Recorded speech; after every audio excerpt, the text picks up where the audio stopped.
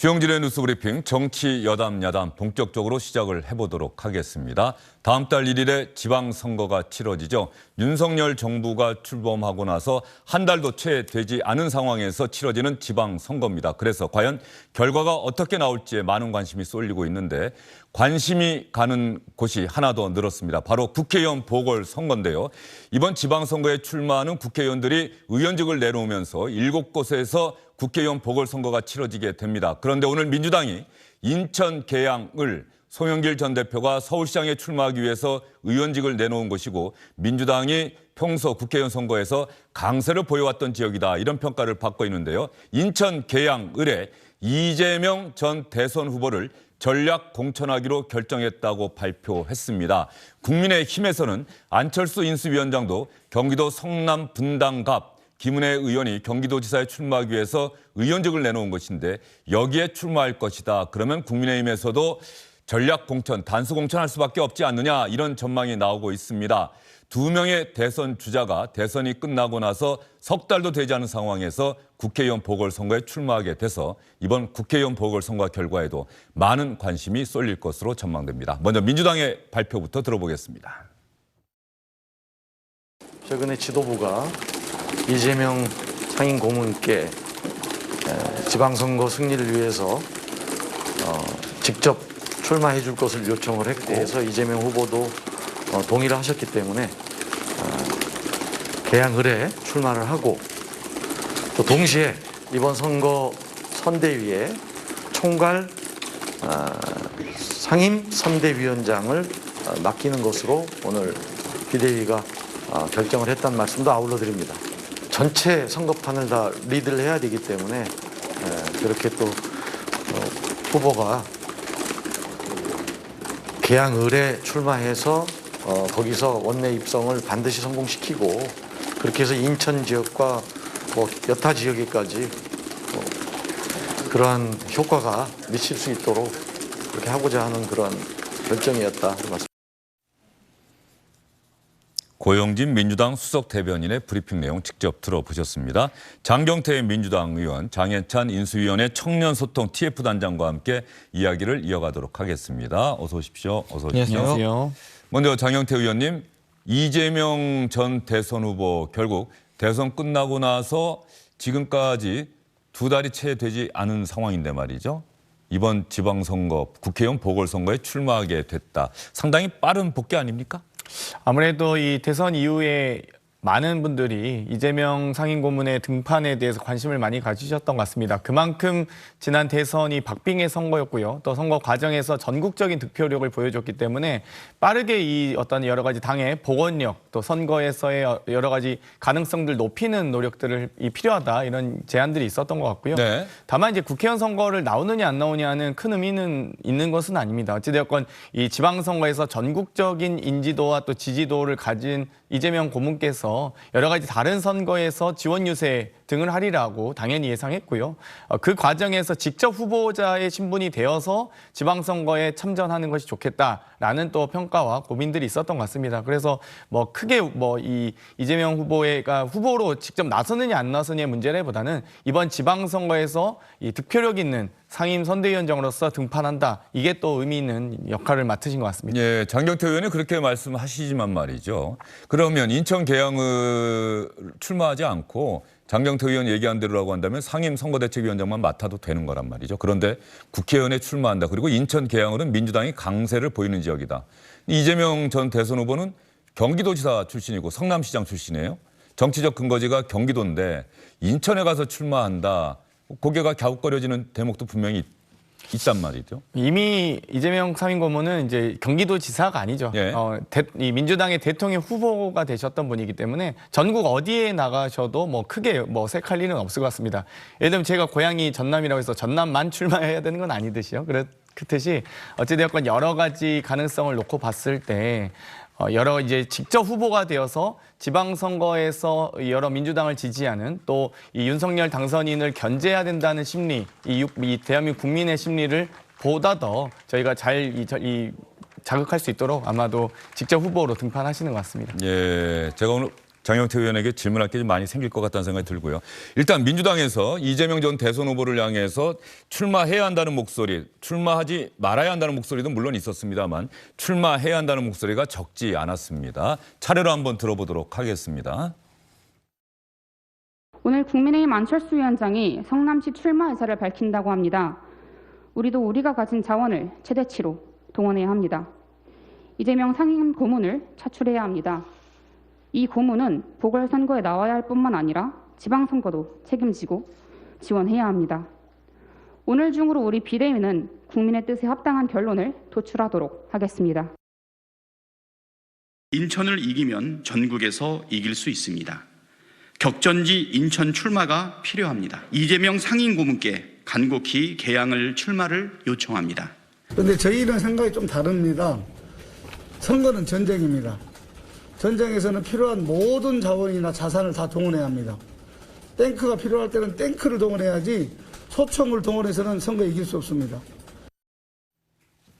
예, 이재명 전 대선 후보가 탱크급이다 이런 얘기까지 나오고 있는데 그러면 아까 전국적인 대선 후보를 지낸 사람이기 때문에 꼭 경기도에서만 출마할 이유는 없다. 그런데 국민의힘에서는 좀 바라보는 시각이 다를 것 같아요. 어느새부터 정치가 참 안 멋져진 것 같아요. 멋도 없고 낭만도 없습니다. 이렇게 대선 패배 후 2달 만에 안정된 자리, 당선 가능성이 높은 양지로 꽃가마 타고 가는 게 우리가 대선 주자급 거물 정치인에게 바라는 모습이 아니거든요. 저는 민주당이 노무현 정신을 다시 상기해봤으면 좋겠습니다. 안 될 거 알면서도 부산에 출마해서 바보 노무현이라는 별명을 얻었고 그 모습이 국민들에게 감동을 주면서 대통령이 된 거 아니겠습니까? 하다못해 문재인 대통령도요. 대선 실패하고 국회에 진출할 때 부산에서 출마했습니다. 그래도 부산이면 민주당 입장에서는 험지인 것이고 선당후사라고 할 수 있죠.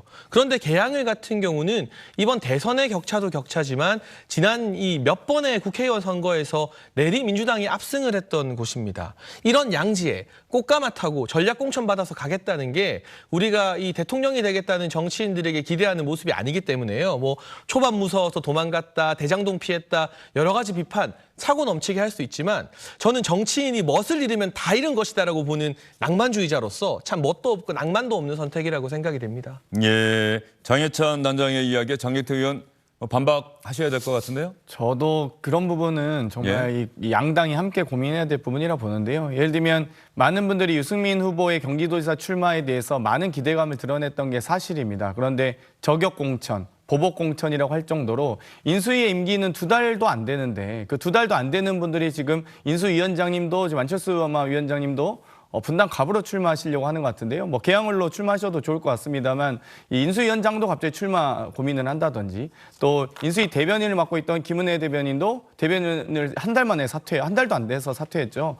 그렇게 출마를 하면서 정말 이렇게 저격, 보복 공천했어야 됐는지 또 원내대표가 유력했던 김태흠 의원님도 지난 원내대표 경선에서 이 유력한 2위였고 유력한 주자 아니셨습니까? 그런데도 불구하고 충남지사로 출마시키면서 권선우 원내대표로 정리를 하는 듯한 모습들. 그러니까 인수위가 정말 국정과제를 만들고 앞으로 차기 정부의 새로운 비전들을 발표했으면 참 좋았을 텐데 계속 이 지방선거에 개입하는 듯한 모습. 또 당선인의 일정이 이 지방선거 후 출마자와 같이 동행하는 모습을 보이면서 과연 중립적인 국정운영과 내각 구성을 가능하게 할 것인지 뭐 사실 인사참사도 너무 지금 많은 분들이 우려하고 계십니다. 그렇기 때문에 저는 이제 국민의힘에 조금 조언을 드린다면 보다 더 이 당과 청이 좀 더 분리돼서 거수기라는 오명을 벗을 수 있는 그런 정부 운영을 기대하겠습니다. 장경태 의원 이 말에는 또 장해찬 단장이 또 할 얘기가 있을 것 같아요. 이제 방금 말씀해 주신 분 중에 김은혜 후보나 김태형 후보 등은 대선 주자로 거론되지는 않죠. 안철수 인수위원장은 대선 주자입니다만 이번에 분당갑 출마해서 물밑에서 사실 김은혜 후보의 요청이 상당히 강했다고 들었습니다. 경기도지사 선거가 그야말로 박빙이기 때문에 대선 주자급이 경기도에 나와주면 미치는 파급 효과가 적지 않다는 것이죠. 그렇기 때문에 저는 선당우사가 된다고 생각하고 분당갑이 역대 총선 결과를 보면 민주당에게 압도적으로 불리한 지역, 국민의힘에게 무조건 유리한 지역은 아닙니다. 20대 총선에서 김병관 의원이 승리했고요. 21대 총선에서도 김은혜 후보가 불과 0.7% 차이. 0.72%라고 그러더라고요. 대선하고 거의 비슷하더라고요. 표차로 따지면 예. 1000표 이겼어요. 예. 그러니까 질 뻔한 거 간신히 이긴 거예요. 그러면 상대적으로 중립적인, 객관적인 국민들의 선택을 받기에 안성맞춤인 무대가 아니냐라고 할 수 있는 여건이 생기는 것이거든요. 그런 곳에 나가는 것과 지금 정말 김동연 이 후보가 또 이재명 상임고문과 함께 단일화하면서 경기도에서 고군분투하고 있는데, 그러면 이재명 상임고문 같은 경우도 경기도 선거가 이번 지방선거 성패가 달린 주요 지역이라면 김동연 도지사 후보 도와주기 위해서라도 분당갑 출마하는 게, 더더군다나 자신을 키워준 성남에 있는 지역구고 최대치적인 대장동이 있는 곳에서 내가 대장동 한 것처럼 다른 데도 잘하겠다라고 말하는 게 정당성 있는 선택 아닌가라는 생각이 들고요. 아, 그렇네요. 김은혜 의원이 대장동 저격수 역할을 할 수 있었던 것이 바로 지역구에 대장동이 있다. 그래서 누구보다도 잘 알고 있다. 이러지 않았습니까? 네, 분당갑이 예. 바로 대장동이 있는 지역구입니다. 그런데 이재명 후보께서는 지난 대선 내내 이건 내가 잘한 거다, 최대 치적이라고 말씀하셨기 때문에 그 치적을 국민들께 홍보할 수 있는 기회를 왜 저버리는지 이해가 잘 안 되고요. 국민의힘이 100% 잘하고 있지 않습니다. 장경태 의원님 지적 중에 저희가 새겨드려야 할 부분도 많아요. 하지만 지금 국민들이 고개를 가울거리는 것은 대선에서 굉장히 많은 표를 받으셨던 이재명 후보의 거취나 이 같은 선택이 과연 민주당 180석 가까이를 가진 거대 야당의 대선 주자가 선택하기에 적절한 출마냐. 이건 정말 뻔히 보이는 양지로 가서 이 국회의원의 면책 특권을 누리겠다는 그런 얄팍한 계산이 아니냐는 것 때문에 이런 비판의 목소리가 나오고 뉴스 브리핑에서도 주요한 아이템으로 다루게 되는 거 아닐까 싶습니다. 장해찬 단장 계속 그렇게 이야기하면 인천 계양을에 국민의힘 후보로 어떤 후보가 나설지 모르겠습니다만 벌써부터 패배를 가정하고 이야기하는 거 양지다라고 얘기하시니까 말이죠. 아니 데이터가 증명하니까요. 예, 다만 예. 어떤 분이 나가시던 이번에 개항을에 나가는 분 같은 경우는요, 국민의힘에서 전당적인 지원을 해드리면서 이분의 이후에 이 정치 행보에 대해서도 많은 가산점을 드려야 된다고 생각합니다. 국민의힘의 공천 전략이 바뀌긴 할 것 같아요. 인천 계양을 같은 경우는. 좀 더 다양한 고민들이 이제부터 시작될 거라고 생각합니다. 자, 이재명 후보의 인천 계양을 출마, 사실 민주당 안에서도 여러 가지 이야기가 나오고 있는데 말이죠. 장해찬 단장이 국민의힘에 몸담고 있고 비판적인 시각을 보여줬는데 이준석 대표도 누구보다도 앞장서서 이재명 전 대선 후보의 인천 계양을 출마에 대해서 비판하는 말을 했습니다. 이재명 전 후보가 아무 연고도 없는 인천 계양으로 외곽순환도로 반바퀴 타가지고 간 것이 저는 국민들이 어떻게 해석될 수 있는지 잘 모르겠습니다. 어떻게든 원내 입성해서 본인에 대해서 진행되려고 하는 여러 수사에 대해 가지고 방탄을 치려고 하는 것이 아니냐라는 의심을 지울 수가 없습니다. 저는 이러한 시도는 국민들에게 규탄받을 수밖에 없다. 예, 인천 계양으로 외곽순환도로 반바퀴 타가지고 간 것이 국민이 어떻게 받아들일지 잘 모르겠다.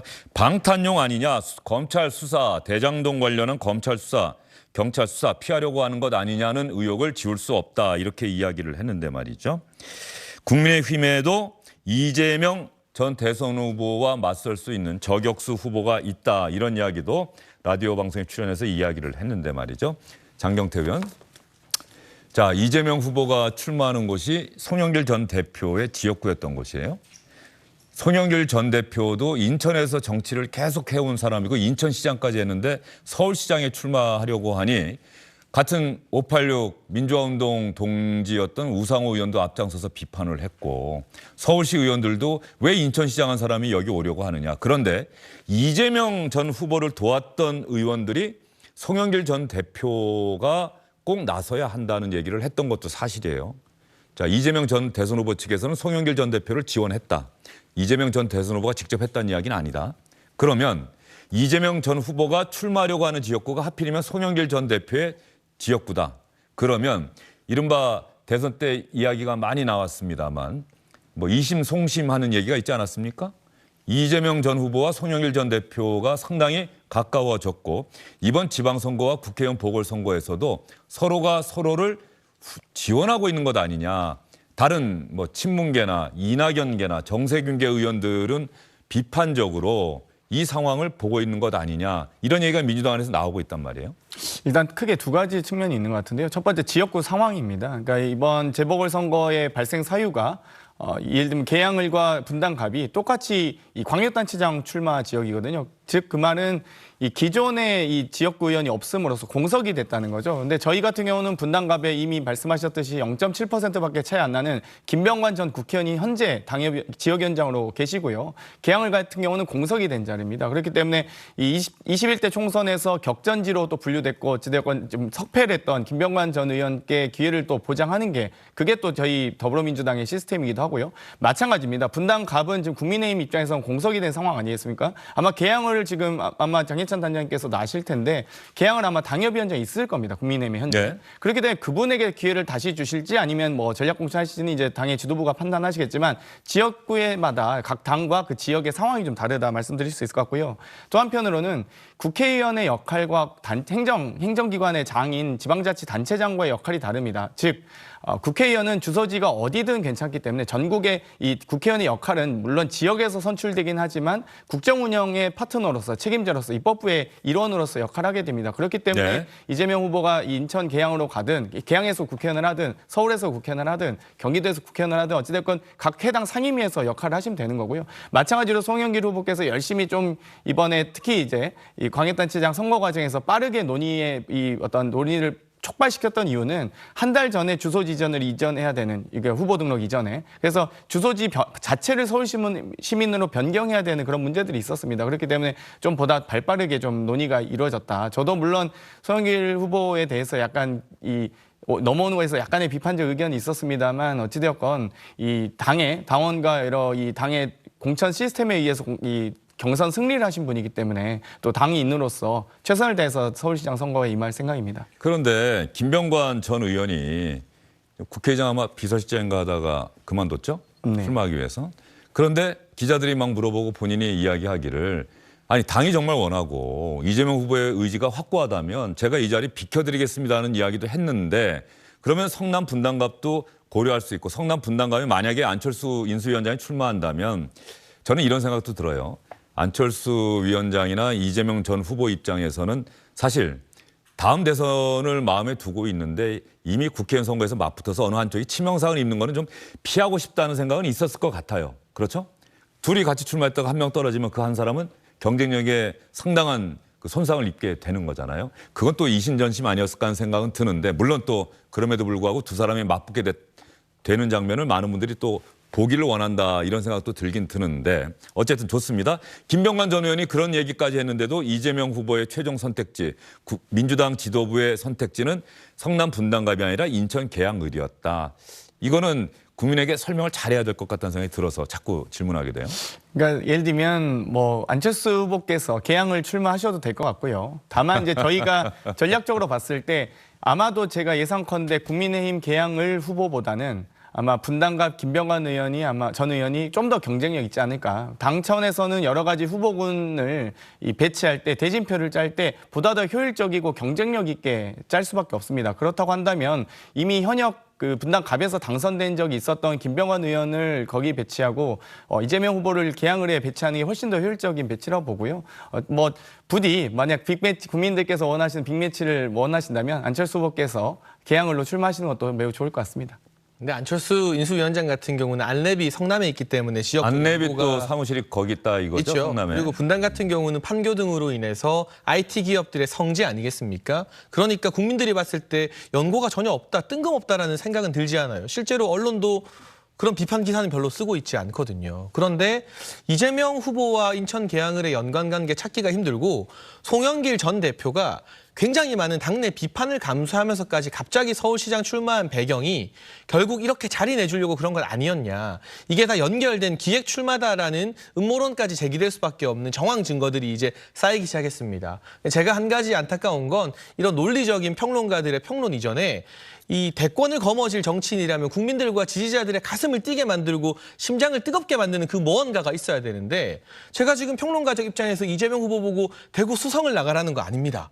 부산 수영구 나가라는 거 아닙니다. 하다못해 서울 강남이나 서초 나가라는 거 아닙니다. 분당 갑이면 21대 총선에서 1000표 차이 0.7% 차이로 석패했던 그 지역이고 본인의 어떤 정치적 고향이라고 할 수 있는 성남에 있는 지역인데 그거 나가라는 게 무슨 대구 나가라는 것처럼 험지 출마로 받아들여진다는 것 자체가 이재명 후보가 대선 패배 이후 얼마나 심리적으로 많이 위축되어 있는가, 얼마나 조급한가. 그리고 이런 안전지향적인 선택이 이재명 후보의 강성 지지자 외에 그냥 좀 느슨하게 민주당을 지지하는 분들에게도 과연 어떤 감동이나 뜨거움을 줄까 생각해보면 안전하지만 참 멋없는 선택. 그래서 당장의 어떤 안전을 담보해주고 원내 입성을 담보해줄진 몰라도 5년 뒤에 대선 주자로서의 입지를 생각해보면 마이너스가 상당히 더 많은 그런 선택인 것 같습니다. 근데 사실 꼭 개항을 뿐만 아니라요. 만약에 서울시장 후보로 우상호 의원이나 만약 박주민 의원이 선출되었어도 은평갑이나 서대문갑도 가능했고요. 또 예를 들면 경기도지사 후보로 오산의 안민석 의원님이나 시흥갑의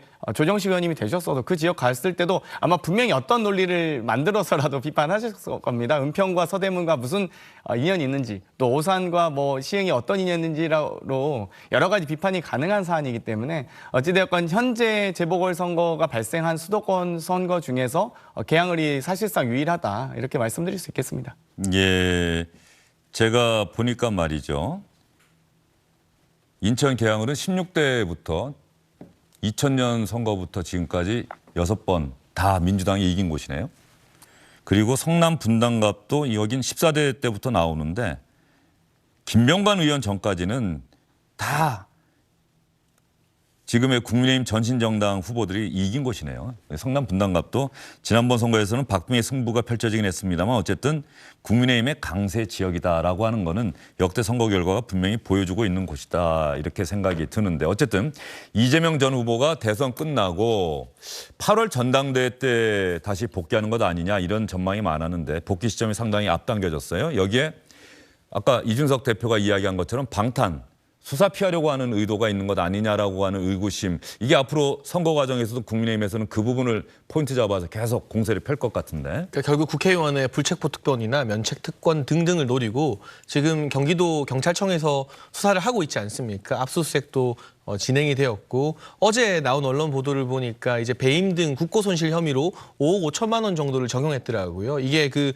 갑질을 일삼은 배모 씨의 업무가 실질적으로는 성남시와 경기도를 위한 것이 아니라 이재명 후보 배우자를 위한 것이었기 때문에 이것은 국고 손실에 해당한다는 나름대로는 타당한 법적 논리가 적용이 된 것 같습니다. 이런 것들 하나하나가 이재명 상임고문 입장에서는 부담일 수도 있는데요. 그런데 이번에 이재명 상임고문이 예상보다 이른 타이밍에 재보궐에 출마하게 되면서 지방선거 전국 이 스코어에 대해서 책임을 져야 되게 되는 상황이 발생했습니다. 이렇게 되어버리면 더군다나 지선 이 총괄 상임선대위원장도 하게 돼버리면 강원도 도지사 선거 또 충북 충남 선거 또 부산 울산 경남 선거 등등에 있어서 2018년도에 민주당이 또 석권했던 지역을 국민의힘이 탈환하게 됐을 때 그 책임을 누가 져야 되는 겁니까? 이재명 후보가 져야 되는 겁니다. 과연 예를 들어서 본인은 개항에서 당선이 되지만 나머지 민주당의 광역자치단체장들이 좀 안 좋은 기대 이하의 성적표를 들게 됐을 때 본인만 쏙 살아서 전대에 당대표 하겠다고 나올 수 있을까?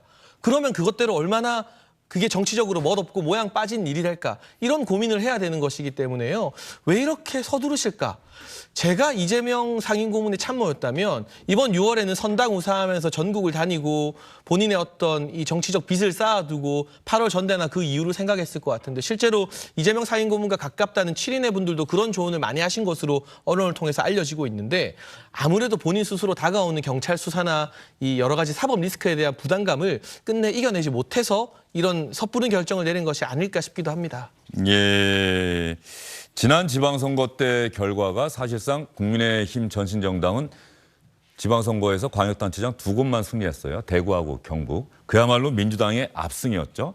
이번 지방선거는 민주당이 지난 지방선거 같은 결과를 얻을 거라고 생각하는 사람은 거의 없을 거예요. 달라지긴 달라질 것이다. 다만 이게 비슷하게 나오느냐, 가령 8대8 이 정도로 나오느냐. 이게 세종시라고 하는 또 특수한 곳이 있다 보니까 17곳이 됐는데 세종시가 없을 때는 16곳이었단 말이죠. 이게 8대8이 되느냐, 한 석이라도 한 곳이라도 국민의힘이 더 많이 이기느냐. 이거에 따라서 선거의 승패에 대한 평가가 달라지지 않겠습니까? 이재명 후보 어쨌든 총괄선대위원장이든 상임선대위원장 맡게 되면 그 선거 결과에 대한 책임도 져야 한다라고 하는 이 지적도 아마 민주당에서 생각을 해야 될 것 같아요. 그래서 보다 더 아마 이재명 후보 상임고문의 수락에 대해서 많은 분들이 참 걱정과 우려가 있는 건 사실입니다. 왜냐하면 현재 이번 6.1 지방선거가 더불어민주당 입장에서는 아주 뭐 녹록한 선거는 아니기 때문에 또 5월 10일 이제 대통령 윤석열 당선인이 취임식 이후에 이제 이루어지는 이 지방선거이기 때문에 아마도 좀 보다 힘든 선거로 예상하고 있고요. 그럼에도 불구하고 당이 어려울 때 또 직전 대통령 후보로서 이 어려운 정말 총괄선대위원장직을 수락하는 것 자체가 저는 또 의미 있다고 보고요. 방금 뭐 불체포 특권이나 여러 가지 국회의원으로서의 방탄을 우려하시는 분들이 계시는데요. 사실 그건 너무 지나친 억측입니다. 그동안 이 용인의 정찬민 의원을 비롯한 뭐 이상직 의원, 정정수 의원 등 저희가 불체포 특권을 허용하지 않는 본회의에서 의결한 사례가 이미 더불어민주당에 더 많을 정도로 저희가 표결에 다 참석을 해서 만약 이 여러 가지 범죄 사실이 있는 부분까지는 저희가 이 절대 불체포 특권을 허용하지 않기 때문에 그런 또 국회 문화가 생겼습니다. 그렇기 때문에 그런 부분들은 우려하지 않으셔도 되고요. 정말 이 어려운 선거에 선당후사의 정신으로 나서주는 것이 매우 의미 있고 중요하다. 마찬가지입니다. 국민의힘에서도 아마 여러 의원님들이 또 여러 이번에 광역단체장 출마하시는 과정에서 재보궐선거가 이루어지고 있는데요. 또 그 자리에 어떤 공천을 하느냐가 또 혁신적 공천을 하는지 또 서로 이 각 당이 혁신적 노력과 경쟁을 통해서 저는 아마 6.1 지방선거에 국민들의 선택을 받으시리라 봅니다.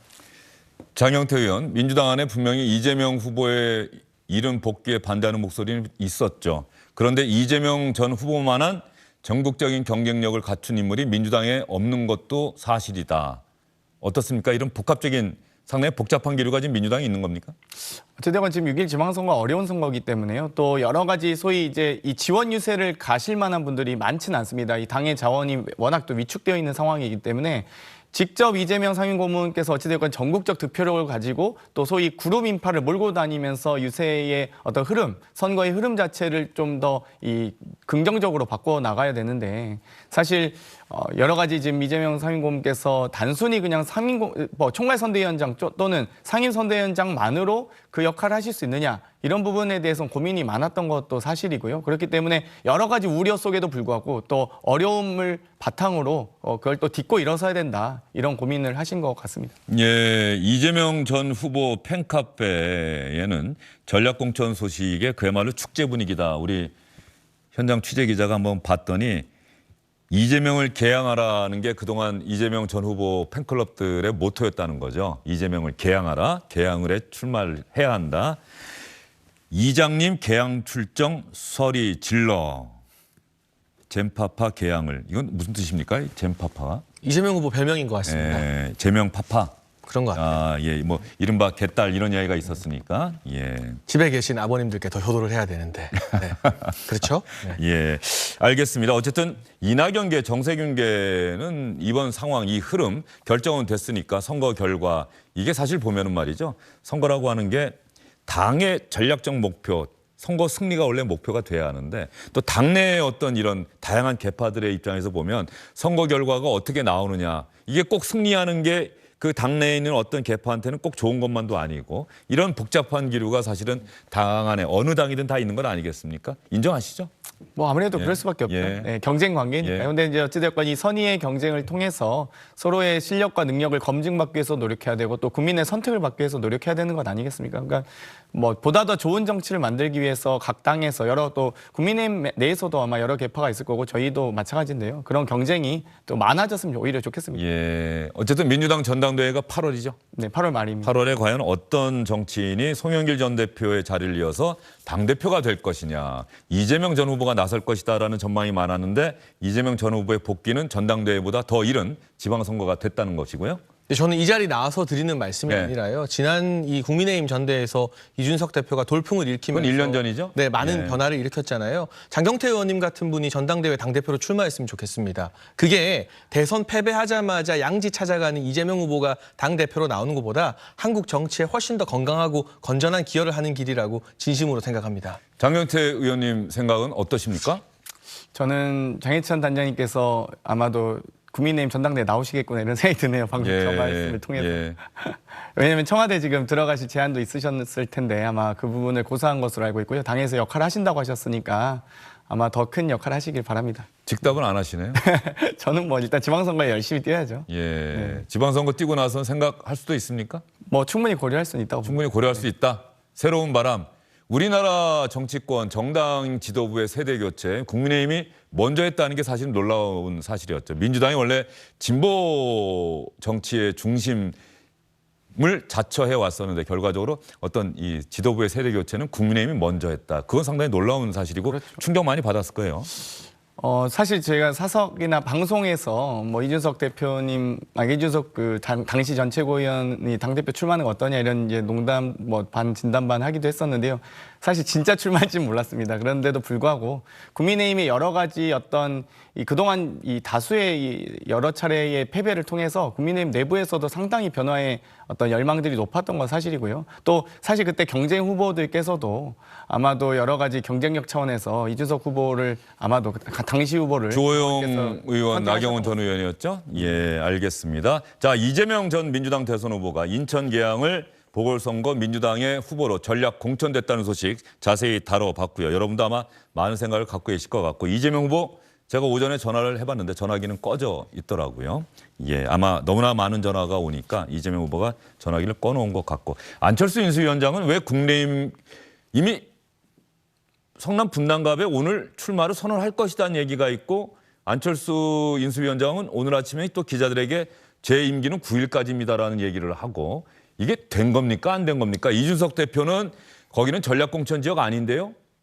그러나 다만 단수공천이든 경선이든 뭐 다 가능성은 열려 있죠. 단수공천하고 전략공천은 또 뭐가 다른 거고 말이죠. 저도 그게 궁금해요. 예. 제가 현실 정치에 뭐 입문한 지는 오래 안 됐어도 방송 오래 했는데 약간 법리적인 말 같긴 해요. 그렇죠. 이제 예. 전략공천과 단수경천의 당원 당규상의 차이는 있습니다만 결과론적으로는 이제 경선을 거치지 않는다는 점에서는 똑같고요. 아마도 분당갑에 출사표를 던진 다른 국민의힘의 후보들이 박민식 전 의원이 대표적이죠. 안철수 인수위원장이 출마 의지를 분명히 드러낸다면 선당 우사하는 자세를 보여줄 가능성도 없지 않다고 봅니다. 다만 제가 이 안철수 인수위원장의 참모 입장이 되어 본다면 이번에 만약 출마 선언을 하게 될 경우 너무 시간 오래 끌지 않는 게 좋을 것 같고요.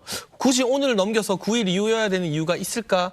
좀 굳이 그런 이유가 떠오르진 않거든요. 그리고 동시에 출마 선언을 하시면서 이재명 상임고문 여기서 붙자라고 말씀하시면 좋았는데 타이밍이 조금 엇나간 것 같고 민주당이 그래서 먼저 치고 나온 것 같기도 해요. 왜냐하면 어제 안철수 인수위원장이 이르면 오늘 오후에 인수위 마지막 일정 마치고 나서 출마를 선언할 것이라는 기사가 나오니까 민주당이 오늘 아침 회의 끝나자마자 이재명 후보의 전략공천을 발표했거든요. 이제 붙잡힐까 봐 급해서 예. 좀 도망간 모양새가 예. 됐죠.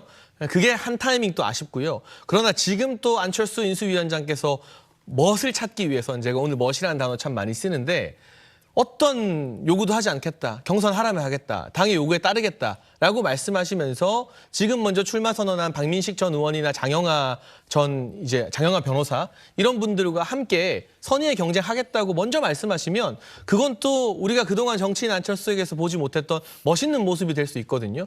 요즘 정치가 워낙 멋이 없다 보니까 제가 이 이야기 자주 하는데요.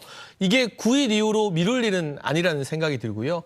이 출마 선언을 하시면서 어떤 공정한 경쟁에 대한 말씀을 하시면 더 많은 국민의힘 지지자와 국민들이 박수 보내시지 않을까 싶습니다. 예, 멋있게 나이 들어가는 것도 참 어려운 일인데 멋있게 정치하는 것도 정말 어려운 일 같다는 생각이 듭니다. 안철수 인수위원장이 오늘 아침에 기자들이 질문을 했더니 오늘 밝히십니까? 라고 물었더니 오늘이 해단 시기이기는 하지만 제 임기가 5월 9일까지입니다. 그러니까 5월 9일까지 제대로 맡은 일들 잘 정리하겠습니다. 이거 좀 헷갈리는 말이에요. 오늘 하겠다는 건지 안 하겠다는 건지 헷갈리는 말인데 어쨌든 안철수 인수위원장이 분당갑 출마를 선언한다면 이건 큰 도전인 게 국민의힘 후보로 나서는 첫 선거다. 그렇죠? 그리고 이제 당과의 일체감이 더 강화될 수 있겠죠. 더군다나 분당갑이라는 지역이 이전 결과는 그랬습니다만 20대와 21대 총선을 보면 국민의힘에게 결코 호락호락한 지역이 아니라는 건 데이터가 증명해주고 있고요. 무엇보다 경기도지사 선거, 지금 냉정하게 말하면 김은혜 후보가 김동연 후보를 맹추격하고 있는 박빙의 양상입니다. 그런데 안철수 위원장의 출마로 파급 효과가 더해지면서 김은혜 후보의 여론조사상의 어떤 점핑하는 효과, 시너지 효과가 나타나게 되면 이건 선당우사다. 기여했다, 당을 위해 기여했다라는 평가를 받을 수도 있는 부분이기 때문에 명분에 있어서나 신뢰에 있어서나 안철수 인수위원장이 출마하지 않을 이유가 단 하나도 없다고 생각합니다. 예, 안철수 인수위원장 출마한다면 어쨌든 이번 지방선거와 동시에 치러지는 국회의원 보궐선거는 두 명의 직전 대선에 출마했었던 후보가 동시에 출마하는 역대 볼 수 없었던 보궐선거가 된단 말이에요. 안철수 인수위원장의 출마에 대해서는 어떤 생각 갖고 있습니까?